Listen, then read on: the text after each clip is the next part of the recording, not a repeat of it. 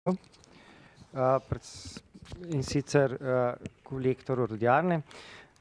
Predstavili bojo aplikacijo robotov proizvodne celice za sestavo komponent elektromotorjev, predstavila bosta ta strokovni prispevek Jože Podobnik in Klemen Ozebek. Jože Podobnik je svojo poklicno pot začel v koncernu Kolektor pred 19 leti kot elektromontažer v strojegradnji. Svoje znanje in izkušnje kasneje pridobival na področju vodenja projektov avtomatizacije, zadnjih 8 let pa je odgovoren za razvoj in vodenje strojegradnje v koncernu Kolektor, ki deluje v okviru enega izmed 4 obratov podjetja Kolektor orodjarna. Klemen Ozebek se je podjetju Kolektor orodjarna obratu avtomatizacije in strojegradnje pridružil leta 2010, odgovoren je za razvoj konstrukcije strojev in naprav na področju programa hibridnih komponent ter vodenja projektov avtomatizacije.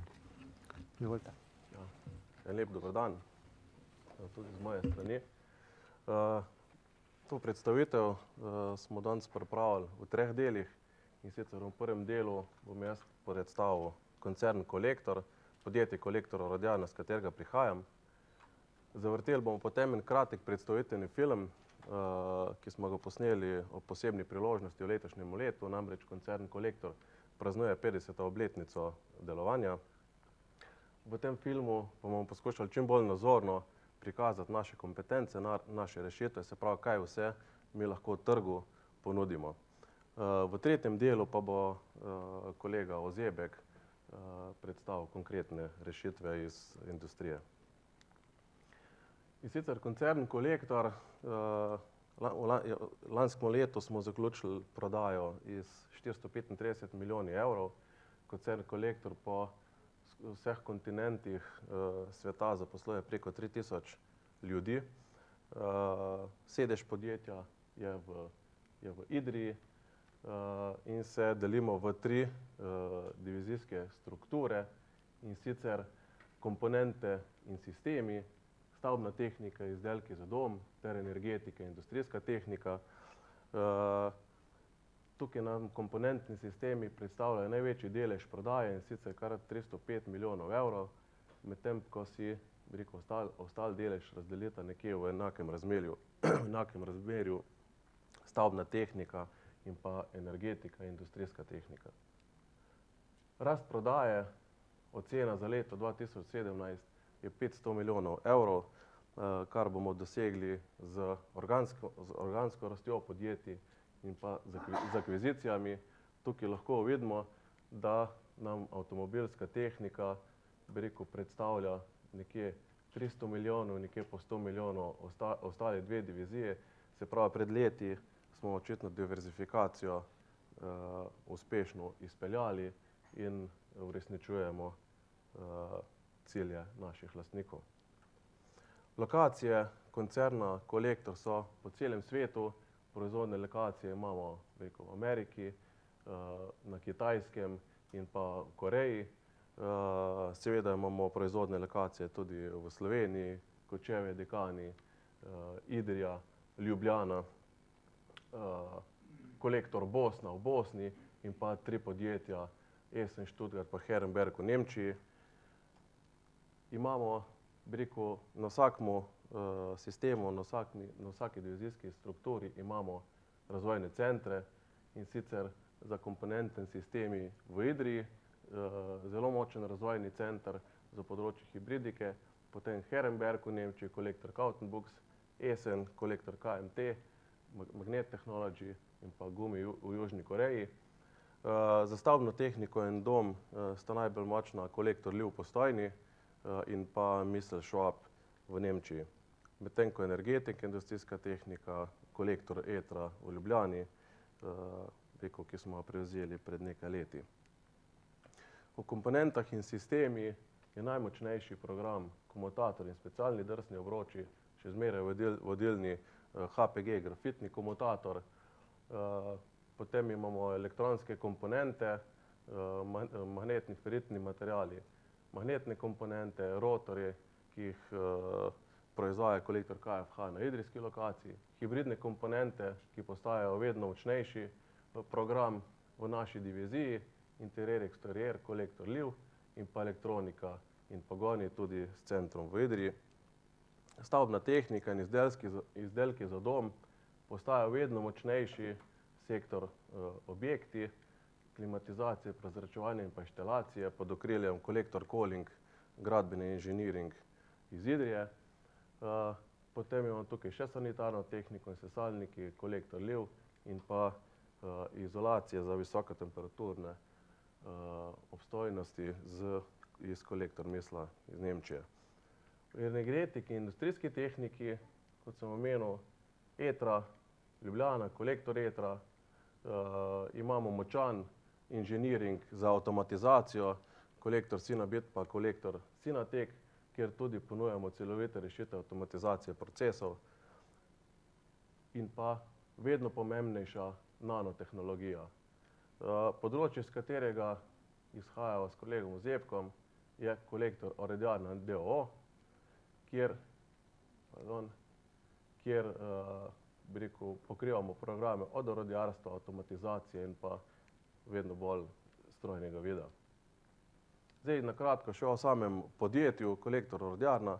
V lanskem letu smo ustvarili skoraj 20 milijonov evrov prometa, zaključili smo 187 zaposlenimi, delimo pa se v 4 obrate, in sicer imamo orodjarno v Idriji in pa orodjarno na lokaciji, postojna lokacija Kolektor Liv, tretji obrat avtomatizacije in strojegradnja, s katero izhajajo s kolegom, in pa Kolektor Vision.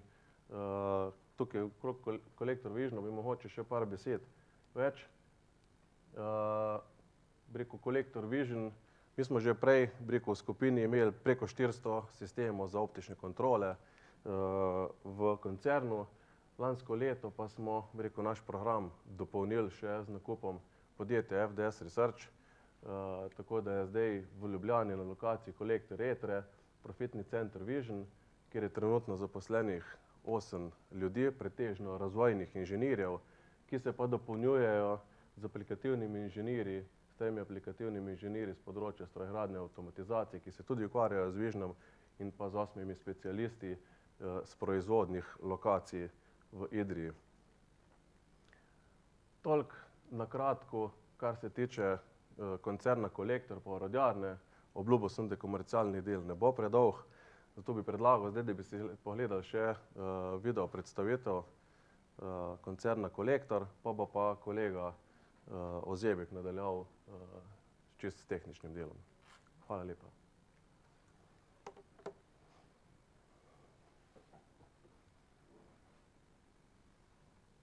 Zvok je.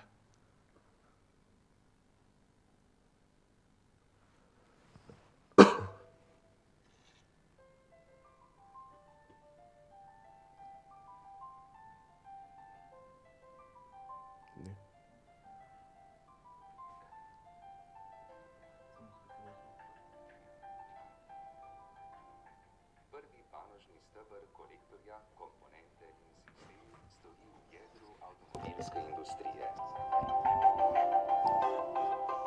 Kolektor je daleč največji ponudnik komutatorjev na svetu. Z magnetnimi komponentami pa smo že dosegli 2. mesto v Evropi.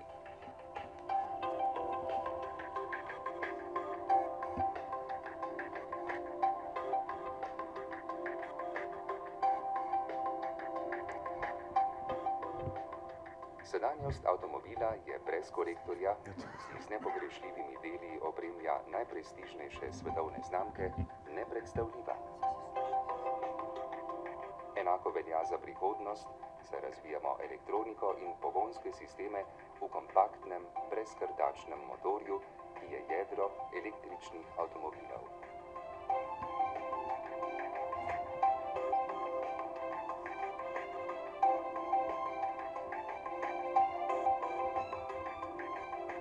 Orodja za izdelavo naših produktov so rezultat lastnih idej in temeljitih testiranj. Naša orodjarna, v kateri dela več kot 200 mojstrov, je med najmodernejšimi na svetu.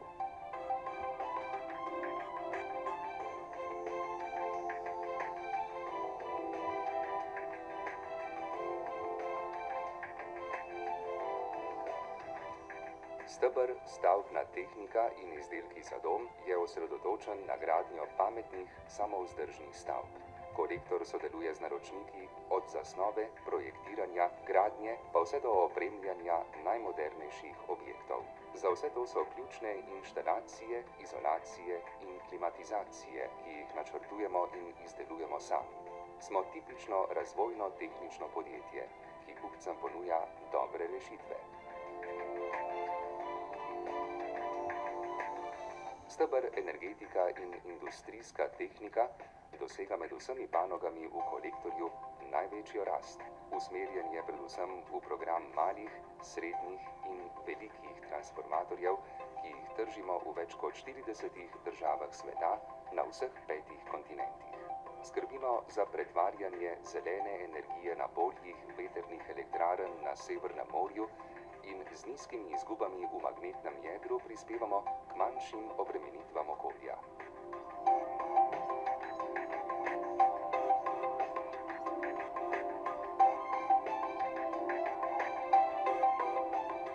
Kolektor je podjetje, ki spodbuja množično inovativnost, pri kateri sodelujejo vsi zaposleni.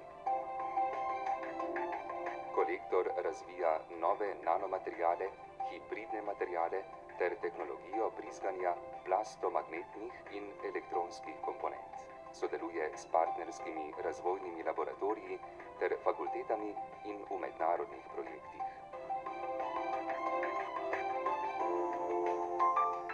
Delujemo v centru svetovnih trendov in beležimo vzdržno načrtovano rast. Postavljamo si realne plane in jih tudi uresničujemo.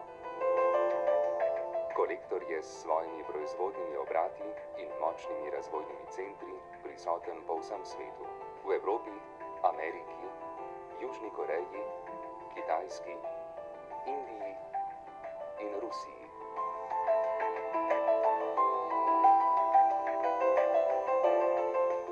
Prihodnost je v sanjah. Mi jih uresničujemo že danes. Zeleno prihodnost razumemo in jo sooblikujemo.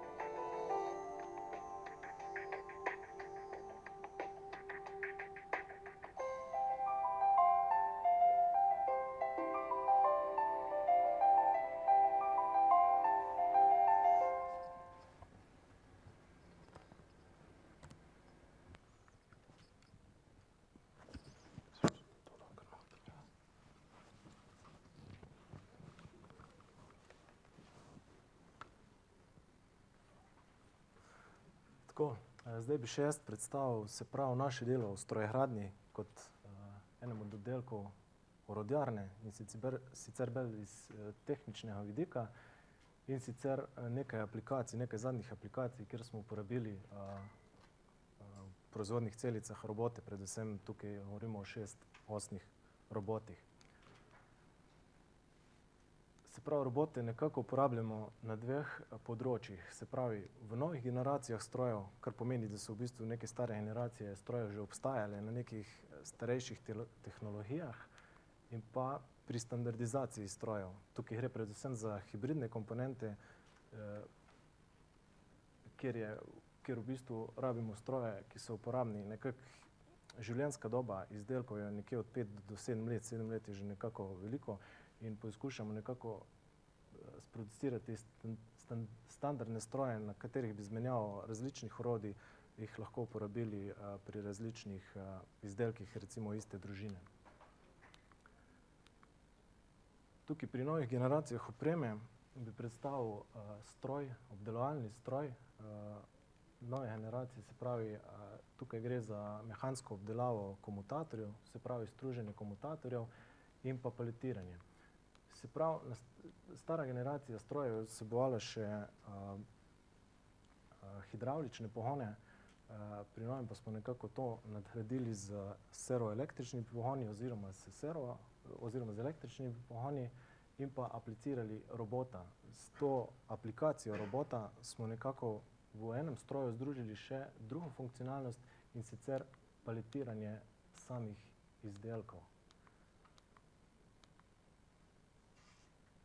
Ena od prednosti nove generacije strojev je tudi prijaznejši uporabniški vmesnik, kjer v bistvu vse parametriranje robota izvajamo prek uporabniškega vmesnika, tako da imamo skupni uporabniški vmesnik in ne rabimo posebej nastavljati robota za različne tipe izdelkov oziroma za korekcije različnih točk na robotu. Tako, naslednji stroj je v bistvu stroj za obdelavo VVT senzorjev, tretje generacije VVT senzorjev. Tukaj v bistvu smo združili 5 delovnih mest, ki se sedaj v bistvu vse operacije iz teh 5 delovnih mest se sedaj izvajajo v enem stroju. Stroj tudi sam depaletira in popaletira izdelke ter kontrolira določene mere na izdelku, da v bistvu jih že v samem štartu izdelek izločimo, da ne gre skozi celoten proces obdelave.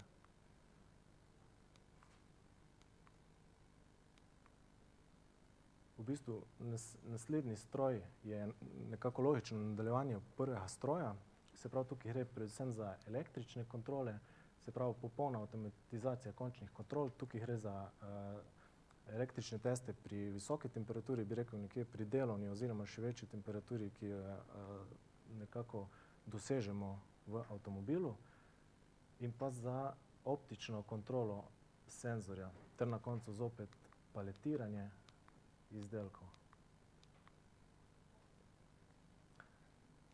V drugem sklopu, kot sem že omenil, bi predstavil potem nekako standardizacijo opreme, in sicer stroje za krivljenje in ustavljanje kontaktov v hibridne komponente, uporavno urejanje teh kontaktov oziroma navarjanje trde spajke in pa stroj za paletiranje in suntiranje nekako končnega izmeta po 100% optični kontroli. Sprav, nekako ideja je bila, da imamo standarden stroj, pri katerim z menjavo orodij in prijemalo robota dosežemo pač izdelavo različnih izdelkov. Tukaj vidimo 2 različna kontakta,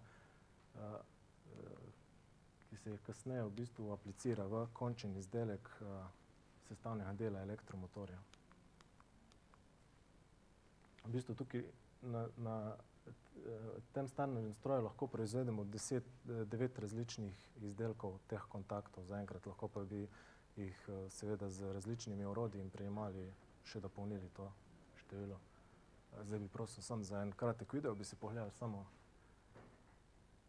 princip delovanja stroja.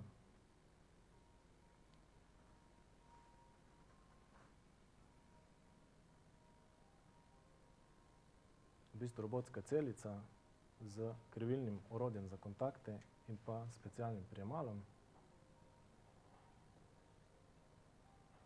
Se pravi, kontakte dobimo v saržerjih, saržirane ravne kontakte štancene, jih z robotom prevzamemo. Iz krivilnega orodja poberemo krivljen kontakt, vstavimo ravnega in na to že v predpripravljen plastičen obroč vtisnemo ta kontakt. In prosim, če kar ustavite lahko tukaj. Zdaj, v bistvu hitrost je 50%, samo zaradi varnosti snemalne opreme. Da reč to malo hitreje laufa. Prosim, kar še.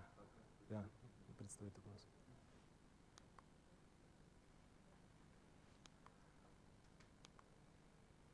Tukaj vidimo en stroj, 9 različnih kontaktov. Ten naslednji stroj je za, v bistvu tukaj bi poudaril še optično kontrolo, na katerem področju smo dokaj močni.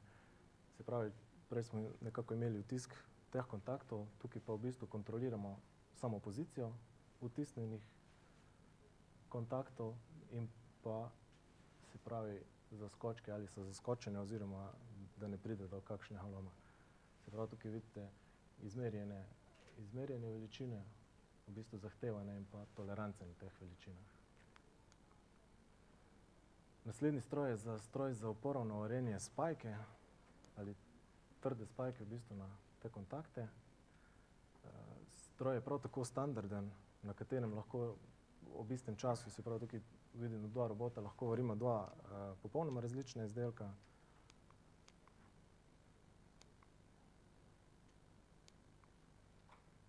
Se pravi, približno, kot smo videli tam kontakte, tukaj vidimo silfosno urejene kontakte, za 15 kontaktov rabimo v bistvu 13 sekund na stroju. Pa bi prosil še tukaj za en video.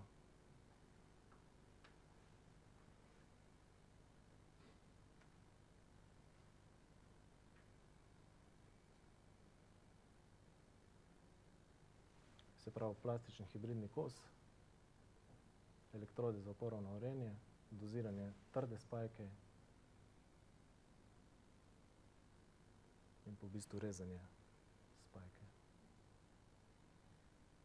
Se pravi, zakaj je aplikacija robota? Izdelki so dokaj komplicirani, v bistvu kontakte imamo različno oddaljene od samega središča kosa, na različnih oddaljenostih od kosa in najbolj elegantna rešitev seveda je 6-osni robot.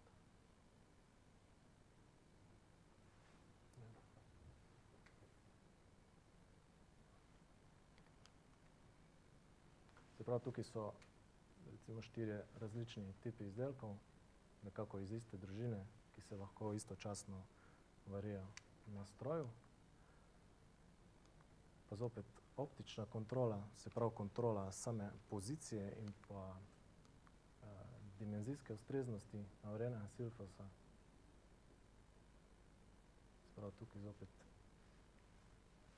pač zahtevane mere, izmerjenje in pa tolerance na teh zahtevanih merah. Kot sem že omenil, v bistvu z različnimi konfiguracijami na linijah lahko sestavljamo različne izdelke. Glede na takt tudi uporabljamo različno število teh strojev. Vsi stroji pa so nekako standardni. Standardna optična kontrola, standarden stroj za navarjanje tega silfosa in pa standardni krivilni stroji. Tako to bi bilo z naše strani. Še kakšno vprašanje mogoče? Hvala, imamo čas za vprašanja seveda.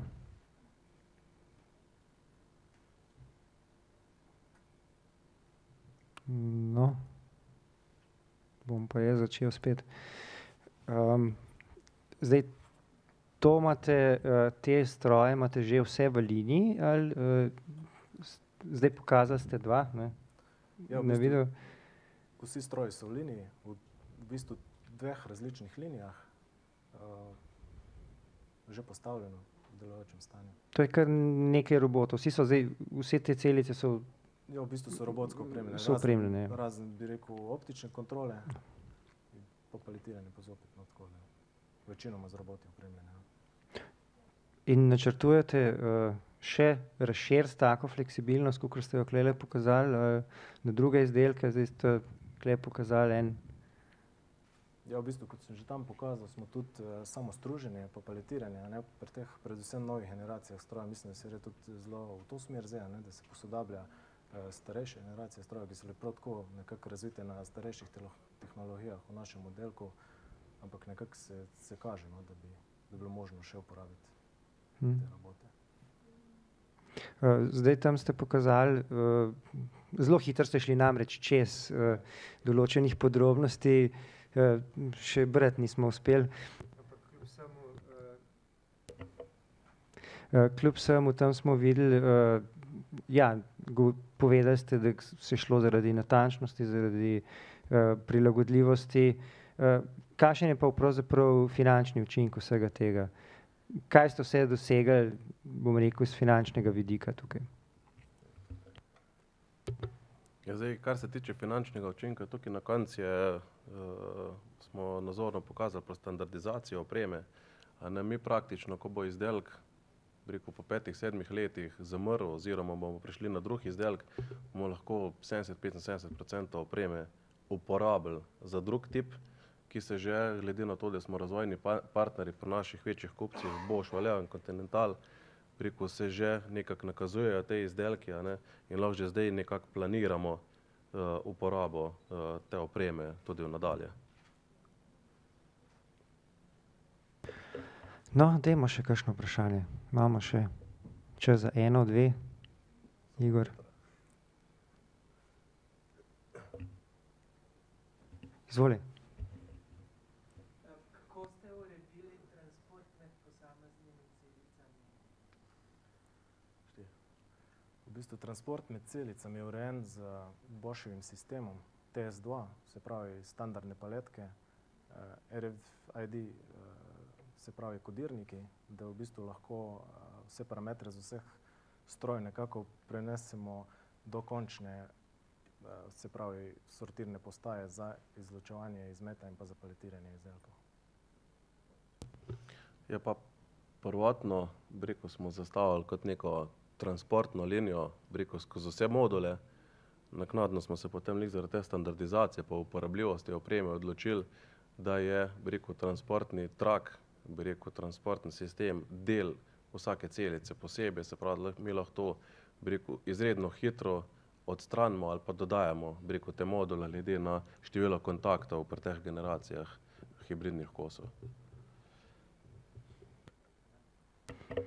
Se pravi, vi, če prav razumem, lahko, oziroma morda to celo delate, da rekonfigurirate te linije tudi med samo proizvodnjo, se pravi, že zdaj ne boste samo potem uporabili ponovno pri novih izdelkih, ampak že zdaj, glede na proizvodni program, ki ga imate, glede na naročila, najbrž to rekonfigurirate.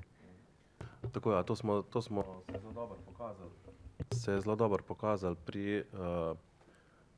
pri vzorcih. Se pravi, mi smo na eni liniji že za znanega kupca delali količine, medtem ko glede na to, da ramp-up, se pravi rast količin v začetnih letih ni tako velik, smo vmes na posameznih strojah delali vzorce, drug tip izdelka iste generacije. Se pravi, smo že uporabili, to pa nekako nakazali možnost v prihodnosti. Zdaj pri jemaljenju vsa ostala oprema je pa enaka, vi samo potem preprogramirate robota, ali to naredi že celo sistem sam na podlagi optičnega vida pa kode? Tako, zdaj v bistvu tukaj optični vid ni uporabljen za zamenjavo, pri izdelku, ampak imamo, izdelane podprograme, tako da z izbiro kode izdelka se lahko stroj sam prenastavi. Drugače so pa vsi vmesniki uporabniški tako narejeni, da si vsak operater lahko sam sparametrira, tudi za izdelavo kakšnih vzorčnih serij, ne. Tako da v bistvu je tukaj konkretno pri tej aplikaciji je v bistvu robot kot aktuator, kot cilinder, ne. In ne posegamo direktno na njegov raznoservisnih posegih, ki jih ni, a ne, v sam vmesnik od robota. V redu, to ste sami razvili, sami izdelali, kaj pa na končni uporabi? Je potrebna kakšna dodatna izobraževanje oziroma urjenje zaposlenih delavcev, operaterjev, ki tam delajo zdaj, to obvladajo, oziroma kakšna je, če je zdaj kvalifikacija ljudi, ki tam delajo na tej liniji?